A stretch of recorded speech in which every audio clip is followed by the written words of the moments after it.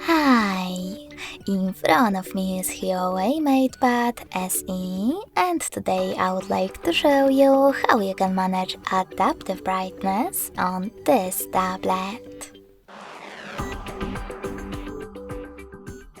You need to begin by opening Devices Settings. Now scroll down just a bit and tap on Display and Brightness. After that, click on this switcher next to Automatic under Brightness slider. If the switcher is blue, that means that Auto Brightness is enabled.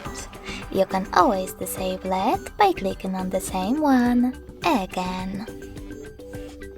Thanks so much for watching. If you enjoyed this video, smash that like button, comment and subscribe. Bye!